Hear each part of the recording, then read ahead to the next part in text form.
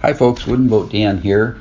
Just wanted to give you a heads up. The podcast you're about to listen to was recorded several years ago, so some of the phone numbers, email addresses, website links, and time-sensitive information are no longer valid. Please keep that in mind as you listen.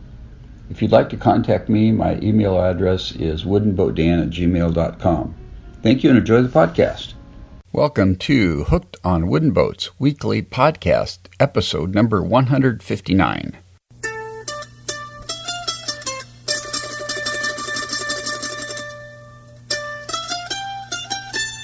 I am your host, Dan Matson, aka Wooden Boat Dan. If you can't do it, nobody can. And this is the world's first podcast fully dedicated to celebrating the art, craft, history, tradition, and romance of wooden vessels around the globe. Thanks for tuning in today. Great to have you on board. We're going to have fun as usual today, talking about wooden boats, all things wooden boats. This is your first time, you're in for a real treat. Today's podcast is sponsored by Duckworks Boat Building Supply from Harbour, Texas.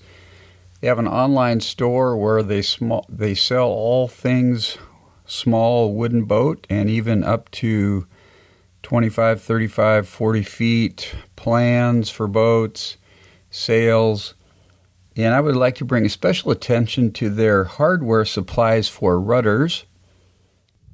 They have a great selection of pintles and gudgeons and other hardware for rudders of boats up to 25 feet in length. I like the words pintles and gudgeons. It sounds like types of ducks or something.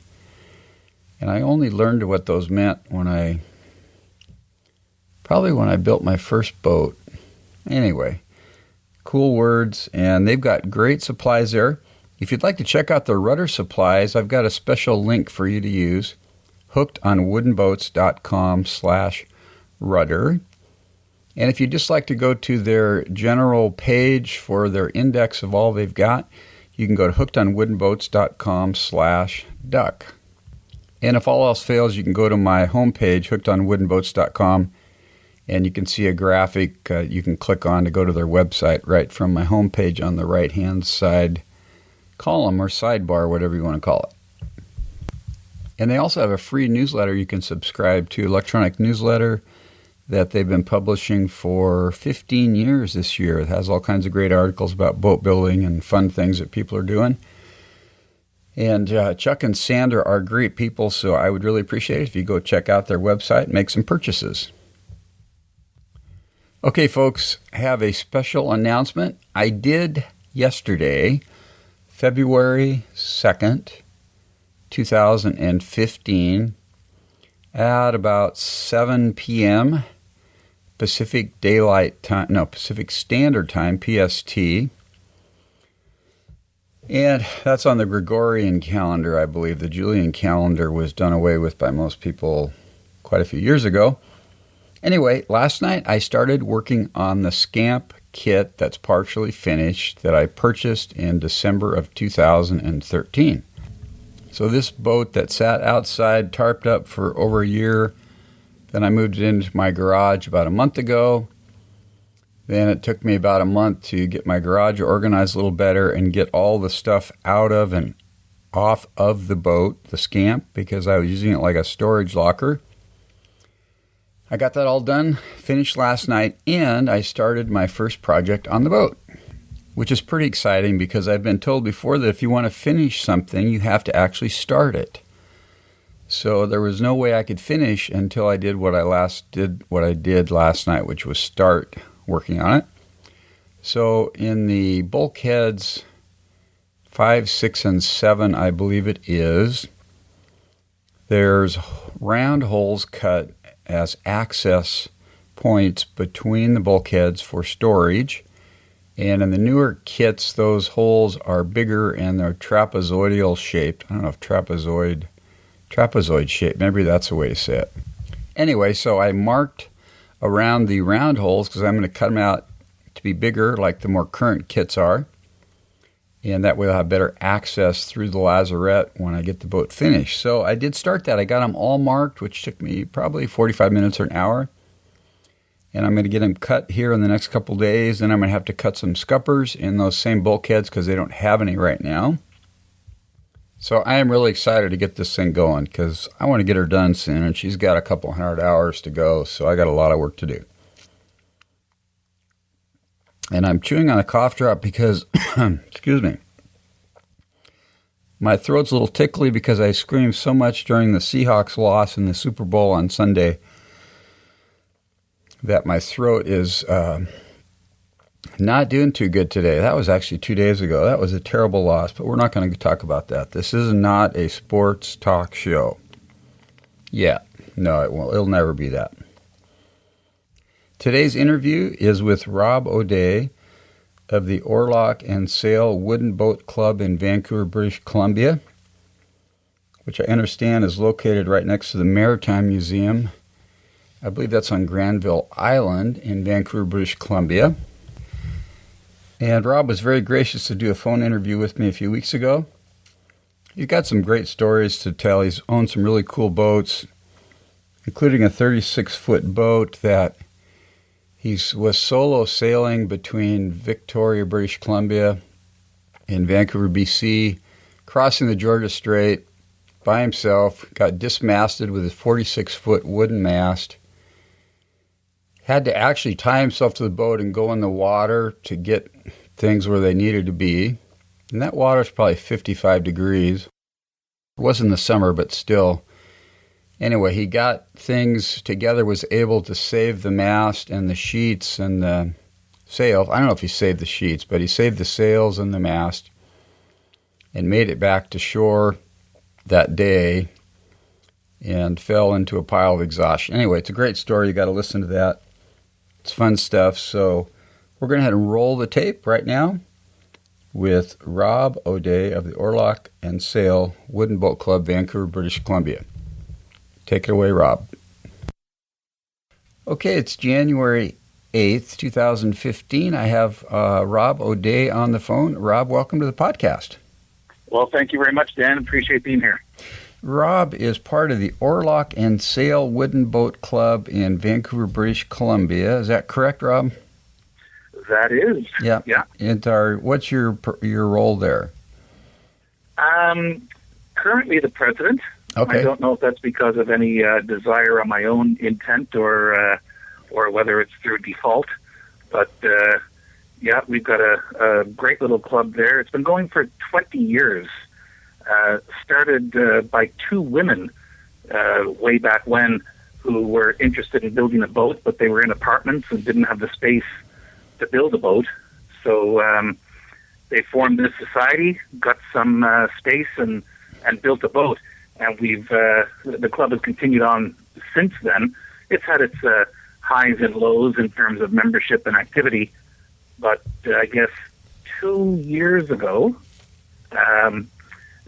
my boat is actually moored. I have a 36-foot wooden sailboat that's at the Maritime Museum in Vancouver, in their floating harbour.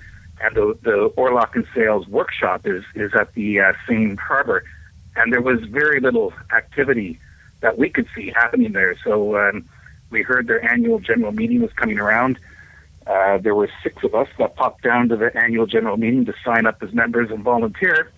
And by the end of the evening, I found myself as president. The other 5 people that I was with ended up as the vice president, the secretary, and 3 members at large. So depending on your point of view, it was a coup. But for the most part, we just had an interest. The club had a need for some fresh blood, and we jumped in and have been trying to build upon the good work done by people in the past and expand it into long-term plans, something along the lines of the Center for Wooden Boats in Seattle or what have you.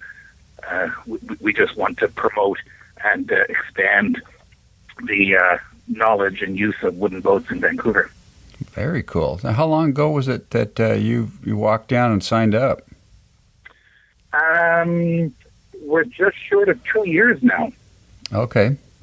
Yeah. So when we got involved, they had a full guardside designed, 7-foot long clinker built pram that they were working on, and they had been working on it for 7 years. Wow. So they pulled this boat out at, each time the boat show or the wooden boat show came around, they'd bring the boat down and they'd have one more plank on it each year. So our first job when we got involved was, let's get that boat finished and in the water, which we did over the following months.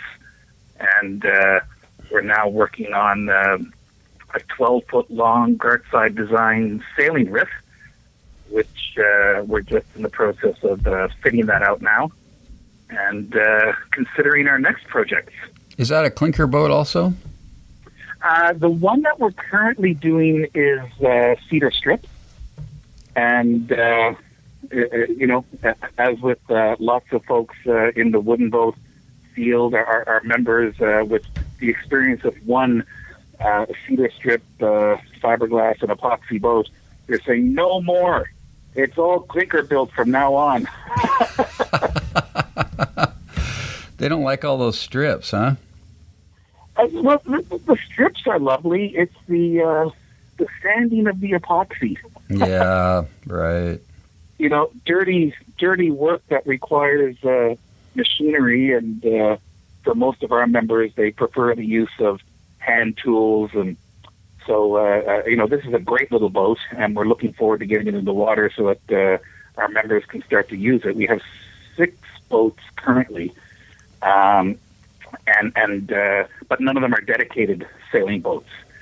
So this will be a boat that was built for sail, and the next boat that we're planning is a most likely a clinker-built sailboat. So what is a sailing riff? I'm not familiar with that, Rob. The riff,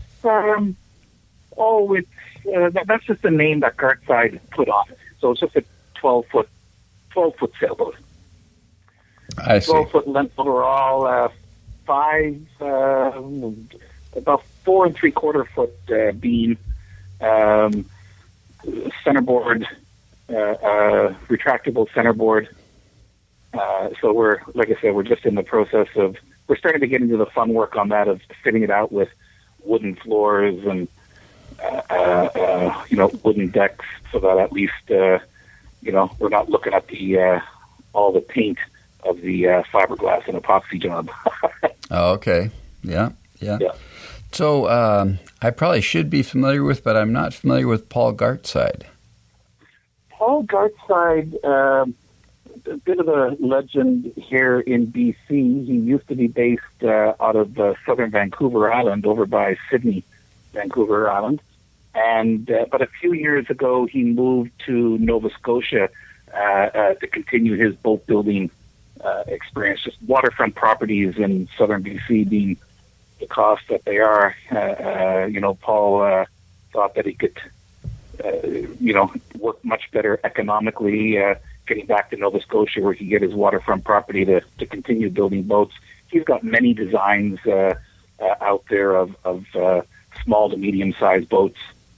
We really like his designs. So like I said, the last 2 have been Gartside design boats. We're not quite sure where we're going to go on the next one, but we're thinking about, because we're affiliated with the Vancouver Museum, we're separate organizations, but because we're affiliated, one of the Vancouver Museum's key displays is the St. Rock, which was the first boat to go through the Northwest Passage in both directions. And that boat has 2 lifeboats on board, 2 clinker-built boats. So we're thinking that since we're affiliated with the museum, we might try to do take the lines off one of those boats, which would be a great learning experience for our members, and then do a reproduction of one of the boats from the St. Rock, which, for the people that attend the museum, they would have the benefit of seeing the St. Rock and all of our original fittings and the like, and they'd be able to go down to the harbor to see a replica of one of the lifeboats actually in the water. So we thought that would be a nice dovetail with the museum. Yeah, very cool. Very cool. One of the pictures on your website that struck me was a little clinker pram, it looked like, that you had sitting on its port side on blankets on sawhorses, and you were painting the inside. And I thought, that's a smart way to paint. I should do that. We do enough work, working on wooden boats. We all do enough work leaning over a gunnel or contorted down into a bilge. And when it came time to paint, we propped it up, and we were able to actually get the painting job done quite effectively. 3 people were painting the inside of the hull, while another 3 were painting the outside of the hull. And on a 7-foot-long boat, getting that many people painting at once, it had to be on its side. Yeah, that boat actually is the dark side, the Clinker boat dark side brand that we finished up when we first became members of the club. Okay, and is that copper riveted? It is copper riveted. Yep. Yeah. Okay. Very cool. Wow, I love it. So let's lovely little boat. What's that? It's a lovely little boat. Yeah, very cool. Rows quite well. It's not outfitted with a sailing rig, but it rows beautifully. Very, very stable boat, and just so pretty to look at. Does it have 2 thwarts inside?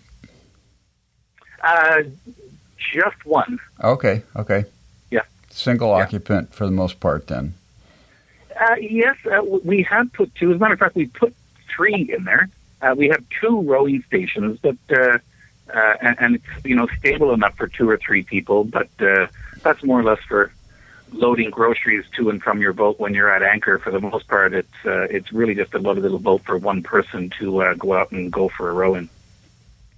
Okay. So, Rob, for people listening right now that are interested in your club, could you give us the contact information so they could look it up? www.woodenboatclub.ca, I believe, is our webpage. And we have a very active, we keep it quite well updated. The club itself, we meet every Saturday morning, usually starting around 10:30, and we work until 2 or 3 or whenever the last people have to go off to do their weekly grocery shopping. And we're trying to really, the long-term dream, as I mentioned, is to expand it into more of a going concern, a full-time operation. Right now, we're just a small little club. Probably 50% of the time that people spend down there is more social, and the other 50% of the time there's people actively working and learning and sharing the knowledge. We have some quite experienced wooden boat builders that provide the information and workshops and the like, and then there's people that are just, they love wooden boats, they're interested in building boats, and there's a direct passing on of the information. So whether it's spiling or riveting or what have you, it's a great opportunity for people to learn about the construction and, of course, maintenance of wooden boats. Very cool. So I just pulled up the website here, and I'm on a WordPress website. Is that it? Is that your main site? I don't have it in front of me, so... It's called woodenboatclub.wordpress.com. Oh, that'd be it, okay, yeah. Okay, so that's, for those listening, go to woodenboatclub.wordpress.com, and that's where they're at. So that's right. Yeah. I don't, I usually don't type in the website. I just type Oarlock and Sail Boat Club, and it's the top hit that comes up. Yeah. Okay, very cool. And the club has, a couple of other functions. We do have a few boats in the water, so members can join the club just to learn about the club and learn about building boats. But we have the Oarlock and Sail Boat Users Group as well. So, our membership is $40 a year, but for an additional fee of $50 a year, people can come down and use the boats whenever they want. So we have life jackets, bailers, whistles, oars, sails, the whole thing in our workshop. And so, for an additional $50 a year, a person can come down and take out one of these boats at their leisure. It doesn't have to be on the Saturday morning or at any particular time. And we do have a few members that are quite active there. They come down. There's one person in particular that comes down at least 3 times a week and takes the boat out and goes for a row around Vancouver Harbour. Very cool. It's good value. Yeah, for $40 a year. If I was closer, I'd join, but I'd have to cross the border every time. So, Rob, let's give us a brief personal biography of yourself, what you did as a youth, and when you got into boating and wooden boats. Sure. I was born in Newfoundland on the east coast of Canada, which, Newfoundland being synonymous with the cod fishing industry and a 500-year history of wooden boat use on the East Coast. As the fishery came and went, of course, boats went from being inshore dories to schooners with dories on deck to eventually, factory freezers, factory trawlers. So, the wooden boat industry in Newfoundland has changed a lot over the years. There's still a strong tradition. There's still a lot of people involved in wooden boats there. But it's mainly from a commercial and fishing perspective. But I always loved going down to the docks, even as a young kid. I mean, I wanted to hang out and watch the fishermen unloading their catches. Whenever we went to one of the outports, it was the dock and the working harbor that interested me. Moved to Nova Scotia when I was 11. And while Nova Scotia also has a strong history of commercial fishing and wooden boats, there's a lot more recreational happening in Newfoundland, recreational boat use than there is, in Nova Scotia, a lot more recreational boat use than there is in Newfoundland. So that's where I first started sailing, and just fell in love with sailing boats, wooden sailing boats in Nova Scotia. So again, my summers, I'd be hopping on my bicycle, going down to the Halifax Harbour to sit and look at the Blue Nose or the White Heather, which is a Camper and Nicholson 93-foot boat.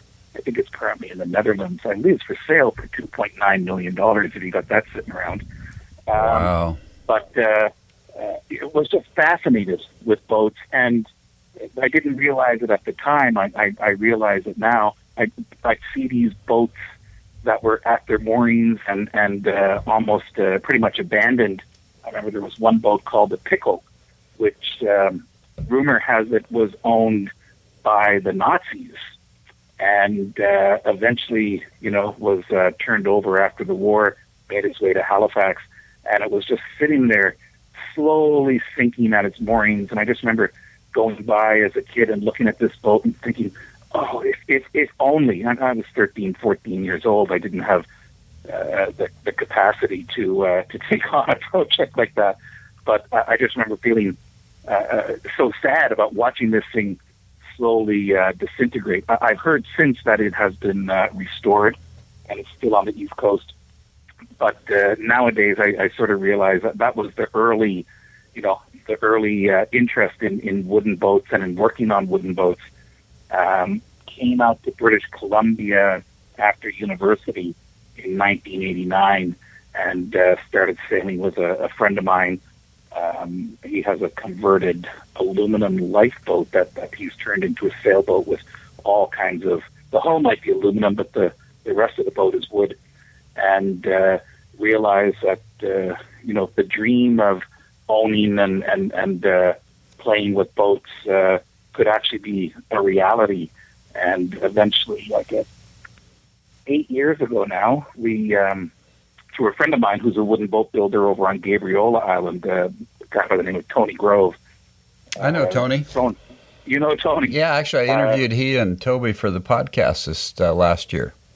Excellent. That's a lovely project they're working on right now with the Dorothy. Yeah.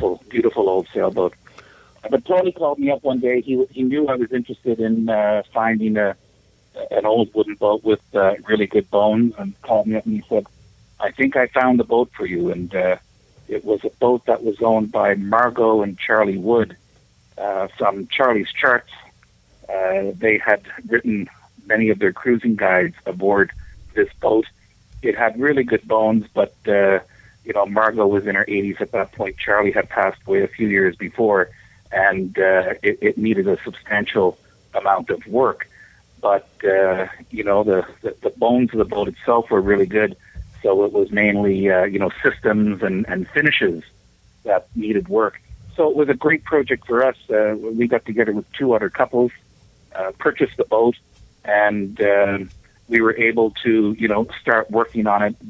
But at the same time, it was serviceable and able to be in the water, so we were able to enjoy sailing on it at the same time that we worked on it, which I don't know if we hadn't been able to have it in the water, it might have been a little more discouraging with the amount of work over time. The very first day that we took it out, the 36-year-old inboard motor, the entire head shook right off the boat, right at the mouth of the Fraser River, and we had to be towed 10 miles back upstream to our dock, and so that was our first step, new motor. And since then, it's been replacing all the electrics, electronics, every system on the boat, from the ice box to GPS, stereo, and then all of the basic equipment on the boat has been replaced.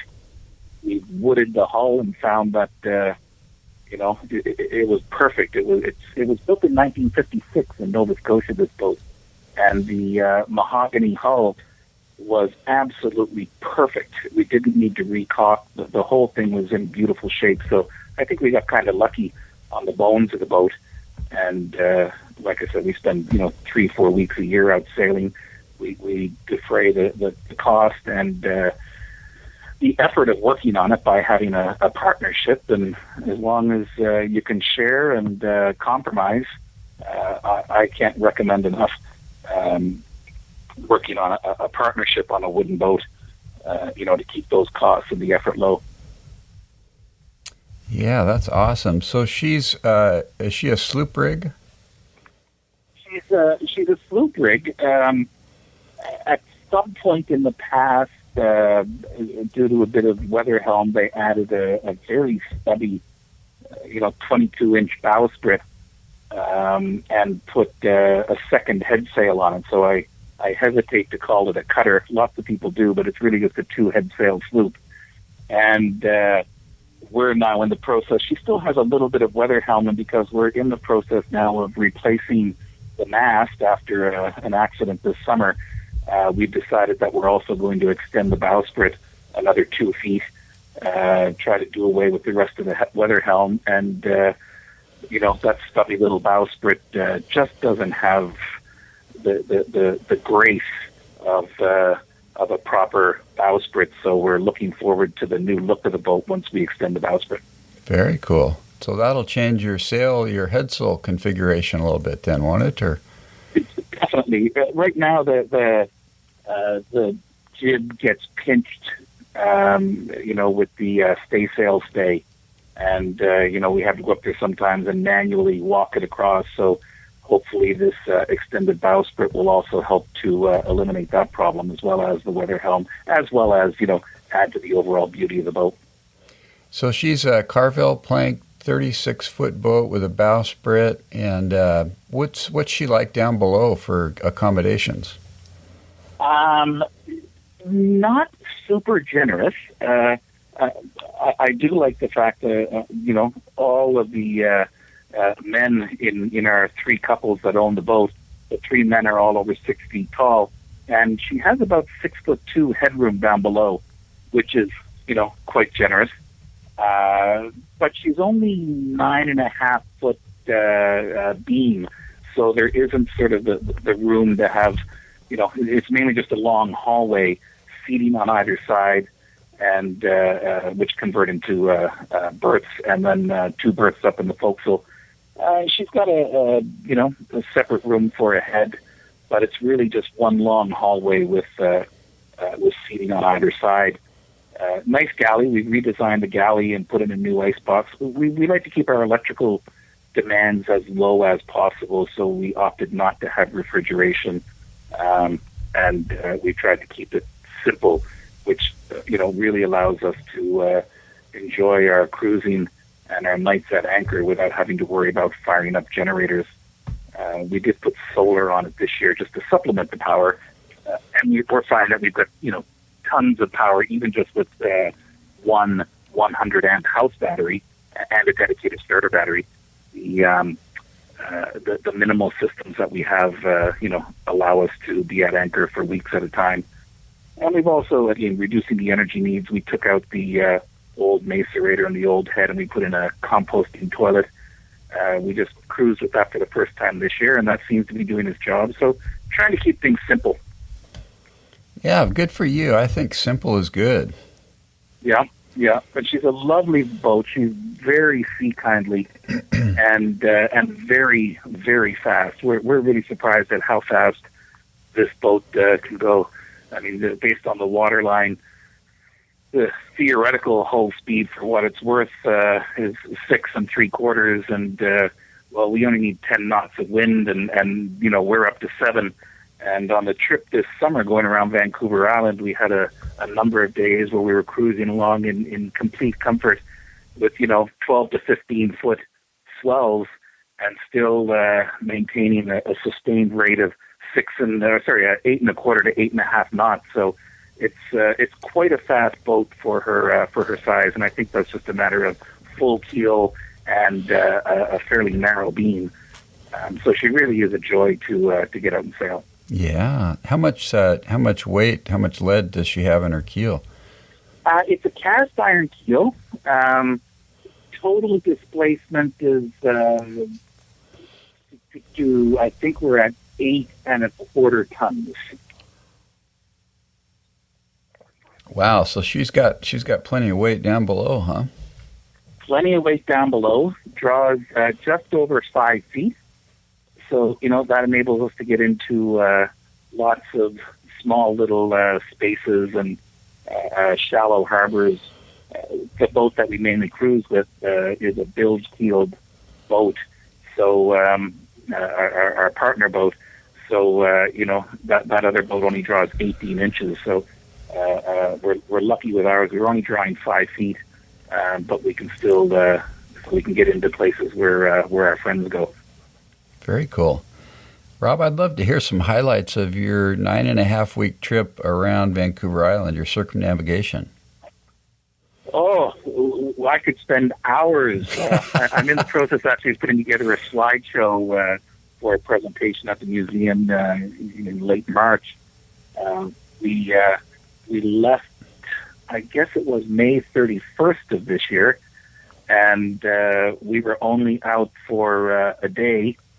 Left Vancouver and got as far as Gibson's, in essence, and one of the crew members, it was luckily the only one of the trip that had this problem, but one of the crew members found that they were very seasick, and after the first day they took a ferry home.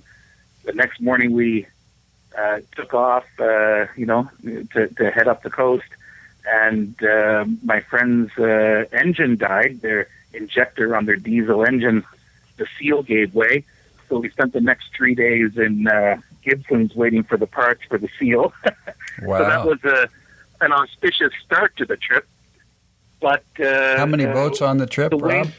What's that? How many boats were on the trip? 2 boats on the trip. Okay. And we had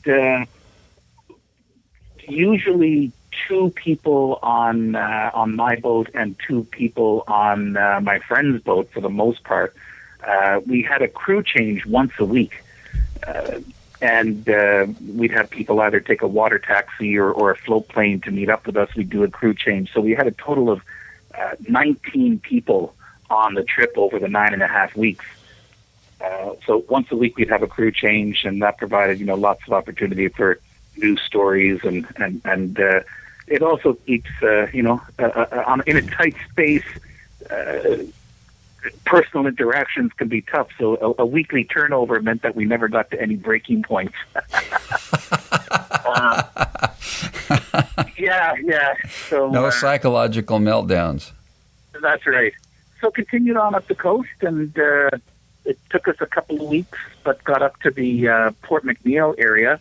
And one night we were anchored in a place called Port Neville, and we had both boats on the one hook. For the most part, that's the way we spent our evenings. I've got full chain rode, so we dropped the hook every evening, and my friend, he would just moor up next to us, and or raft up next to us. And in the middle of the night, at about 3 a.m., his boat got hit by something large, a fairly fast tidal stream going through Port Neville, and he got hit by a deadhead with a full root ball. By the time that he got up from below deck, the deadhead was now past. The next morning, he cleaned branches and moss and everything off his deck, and did a quick inspection, and off we went. Had a lovely downwind sail in Johnstone Strait, got a 25 knot wind coming from behind, and I was on the other side of Johnstone Strait from where he was at the time, probably a mile and 3/4 away, and then I noticed that his sails were down. So I radioed him on the VHF, and found out that he had lost the top 6 foot of his mast. He has a gaff-rigged boat, and he thought, oh, my trip is over. So he pulled into Port McNeill and called a local welding shop to see if they had an aluminum mast. He didn't think he'd be able to get a fur mast or a piece of fur to replace the mast that had snapped off. The machine shop said, yes, we can do that. We don't have the materials in stock. Our truck is down in Nanaimo. It's leaving in half an hour. If you can confirm the design, we can have the metal here this afternoon. So he sketched out what he needed, drew where the tangs had to be, took a photo with the iPhone, emailed it to the local welding yard, and by the next morning at 10 a.m., the mast was delivered, and he was putting it up, and 2 hours after that, he was sailing again. Oh, that's amazing. Yes, it was quite amazing. And it wasn't the only dismasting that happened during the trip.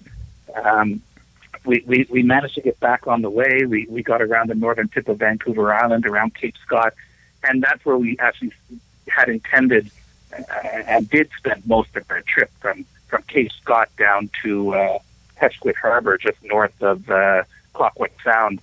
We really wanted to focus on that more remote area of the province. We're all avid fly fishermen and hikers and surfers, so that's just a beautiful, unspoiled area.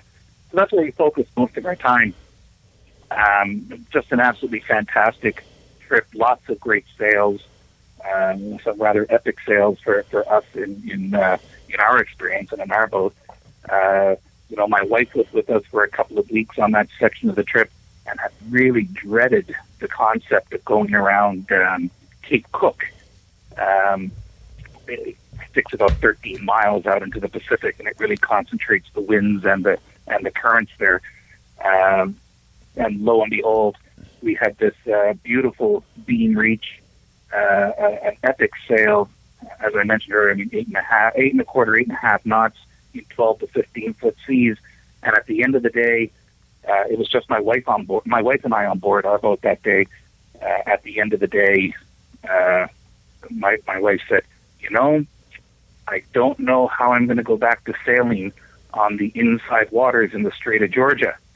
Because she said this was just the wind and the waves and the beauty, and she was really sold on getting out from the inside waters that we normally sail and getting out into something a little bit more exciting. So that was good for me. Bodes well for my future sailing with my wife. Yes. And then after a few more crew changes, we made our way around to the southern end of the island. Spent a couple of days in Tofino, a couple of days in Victoria, a few days in the southern Gulf Islands. And on the very last day of the trip, as I was crossing Strait of Georgia alone, it was the one leg of the trip where I didn't have crew with me, just through poorly or path, my mast delaminated. I guess the 56-year-old glue or 57-year-old glue wasn't happy. And I looked up, I heard this long, slow crack and looked up as I saw the mast split on about a 12 to 15-foot section. It split into its 4 component pieces, the box section mast.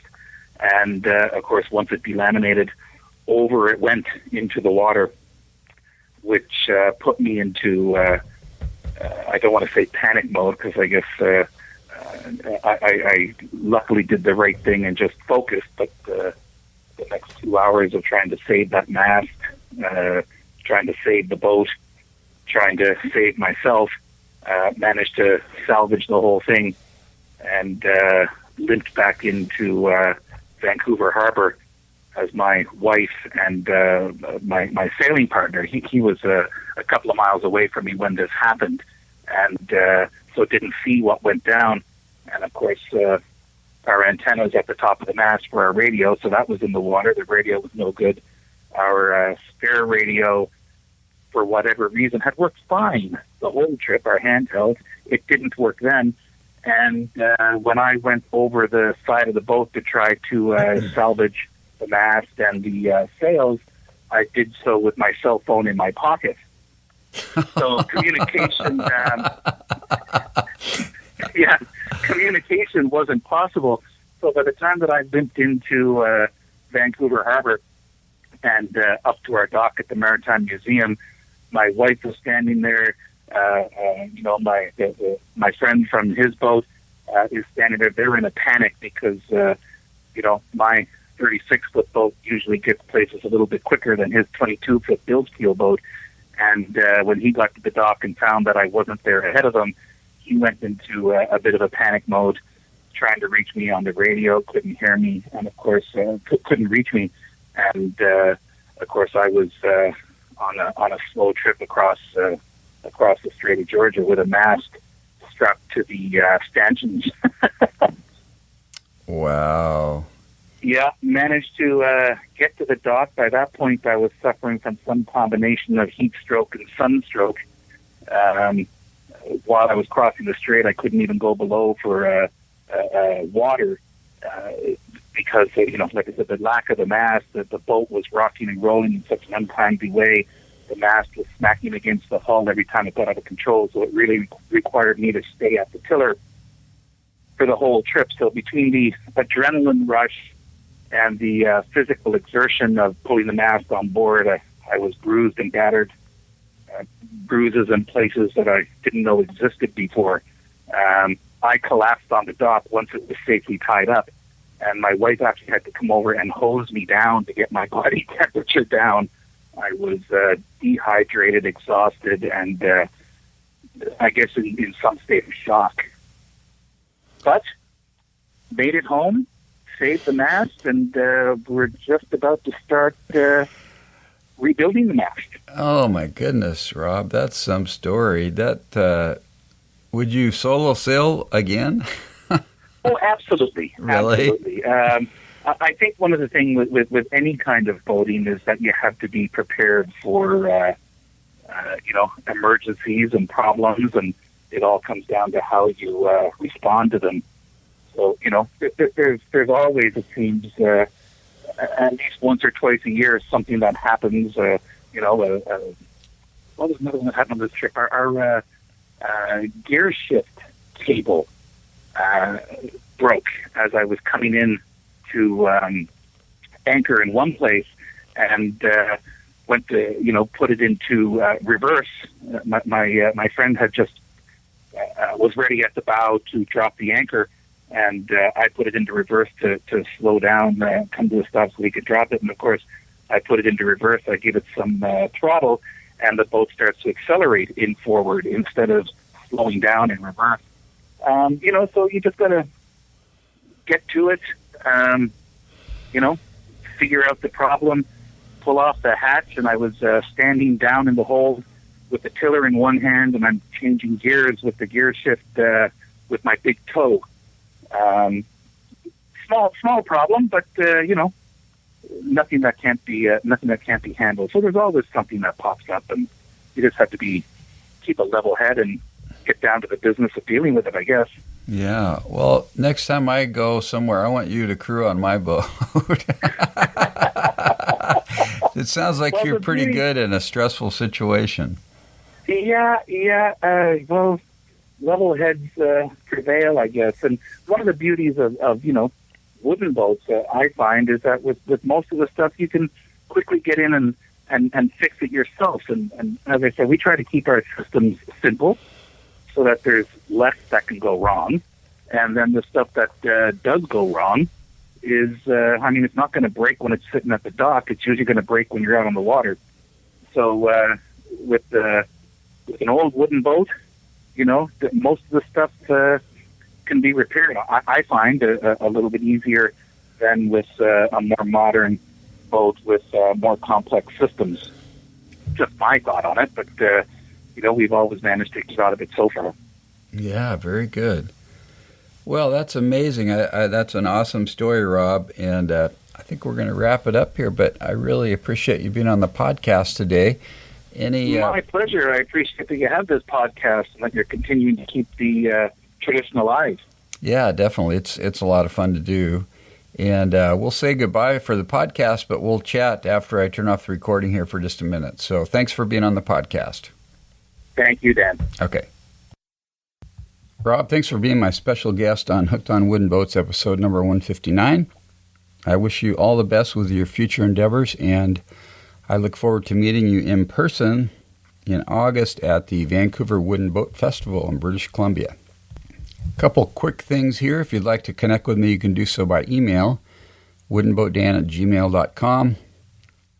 You go to my website and leave comments. You can go to hookedonwoodenboats.com/voicemail and leave me a voicemail message up to 90 seconds from your computer. You can find me on Facebook, Twitter, Pinterest, and YouTube. And if you make purchases from Amazon, I would appreciate if you would go through my link first, and I earn a small commission, which helps pay for the podcast. And that link is hookedonwoodenboats.com/Amazon. Thank you in advance for any support you give that way. I really appreciate it. Also, if you enjoy the podcast, please leave a review on iTunes in the podcast section there, which you can also subscribe to the podcast from iTunes. So lots of fun ways to connect. Hope you're having a great winter or spring or summer, wherever you are. Right now we're kind of approaching the end of our winter and coming into spring. It's February, so spring here kind of starts in April.